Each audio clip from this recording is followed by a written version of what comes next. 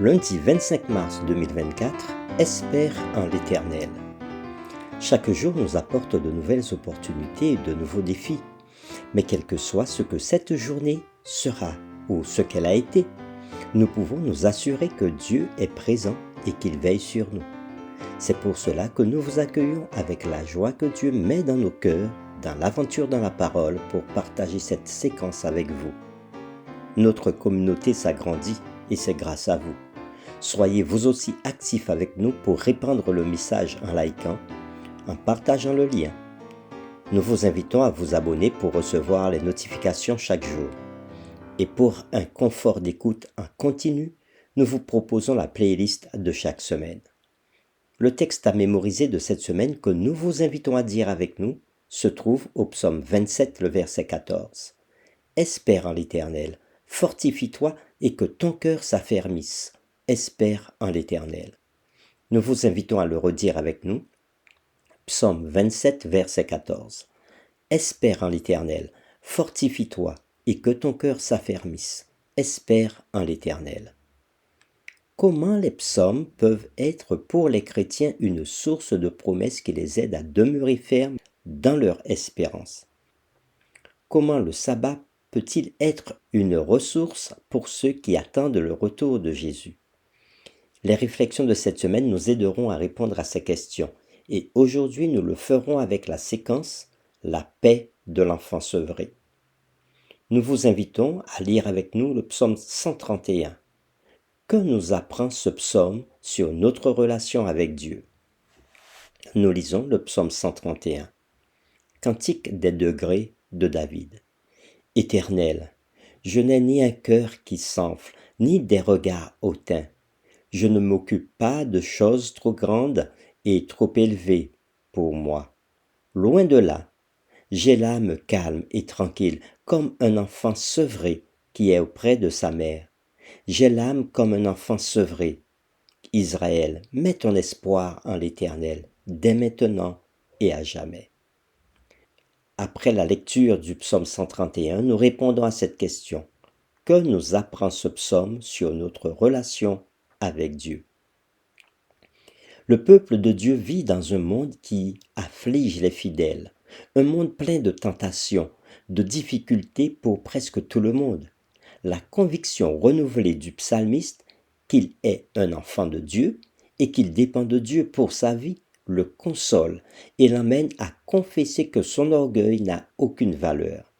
L'illusion de l'orgueil est qu'il pousse l'orgueilleux à devenir égocentrique et incapable de regarder au-delà de lui-même.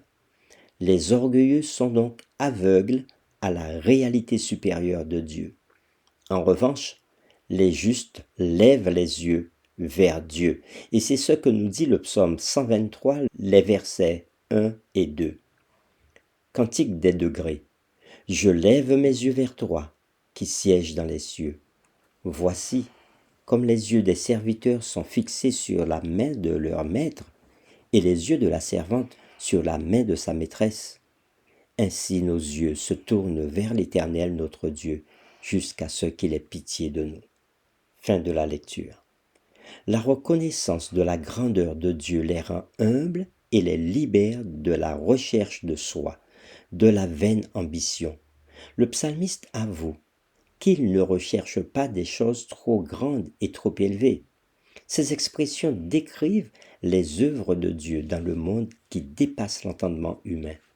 La science moderne nous a montré que même les choses les plus simples peuvent être incroyablement compliquées et dépasser de loin notre compréhension, du moins pour l'instant. En fait, il y a une grande ironie. Plus nous en apprenons sur le monde physique, plus les mystères qui se présentent à nous sont grands. Par ailleurs, la métaphore du psaume 131, verset 2, comme un enfant sevré qui est auprès de sa mère, est une image puissante de quelqu'un qui trouve le repos et qui est apaisé par l'étreinte de Dieu. Il fait référence à la relation d'amour qu'un enfant entretient avec sa mère à différents stades de sa vie. En nous sevrant des ambitions terrestres et de l'orgueil, Dieu nous introduit à la nourriture solide qui consiste à faire la volonté de celui qui m'a envoyé et d'accomplir son œuvre. C'est ce que dit Jésus dans Jean 4, le verset 34. Lisons ce que nous dit l'apôtre Paul à propos de la nourriture solide. Nous lisons dans Hébreux chapitre 5, les versets 12 à 14. Vous, en effet, qui depuis longtemps devriez être des maîtres, vous avez encore besoin qu'on vous enseigne les premiers rudiments des oracles de Dieu. Vous en êtes venus à avoir besoin de lait et non d'une nourriture solide. Or, quiconque en est au lait n'a pas l'expérience de la parole de justice, car il est un enfant. Mais la nourriture solide est pour les hommes faits, pour ceux dont le jugement est exercé par l'usage à discerner ce qui est bien et ce qui est mal. Fin de la lecture. La confiance enfantine, décrite dans le psaume 131, est une foi mûre qui a été éprouvée par les difficultés de la vie et qui a trouvé Dieu fidèle à sa parole. À la fin, l'attention du psalmiste se porte sur le bien-être du peuple de Dieu.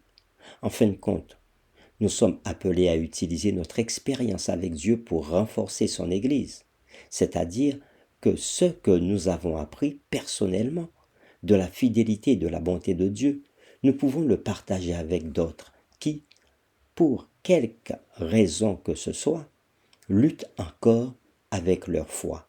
Notre témoignage sur Christ peut même se faire au sein de l'Église elle-même, où de nombreuses personnes ont besoin de le rencontrer par elles-mêmes. Pour terminer, réfléchissons sur cette parole de Jésus que nous trouvons dans Matthieu chapitre 18, verset 3. Je vous le dis en vérité, si vous ne vous convertissez et si vous ne devenez comme les petits-enfants, vous n'entrerez pas dans le royaume des cieux. Que nous dit Jésus dans ce passage et qu'implique cette idée? Nous vous invitons à prier avec nous. Père éternel, Dieu qui règne dans les cieux et sur la terre, nous voulons te remercier parce que tu nous aimes tant que tu prends soin de nous, comme un bébé auprès de sa maman. Tu prends soin de nous de telle sorte que tu veilles sur nous. Et tu veux nous sevrer des choses de ce monde, des choses passagères, des choses qui nous poussent à devenir orgueilleux et à placer notre confiance dans des choses terrestres. Seigneur, nous te remercions pour cela. Nous te remercions parce que tu nous donnes la force de fixer nos regards sur toi, sur Jésus notre Seigneur et Sauveur. Tu nous donnes la force de comprendre que nous avons besoin de nourriture solide et cette nourriture solide ne peut venir que de toi. Aide-nous à marcher avec toi jour après jour, à te faire confiance pour avancer dans notre vie, quelle que soit la difficulté que nous aurons. Merci de nous bénir et permets que ce que nous venons d'étudier ait encore une influence tout au long de cette journée sur nos vies. Nous t'avons prié au nom de Jésus.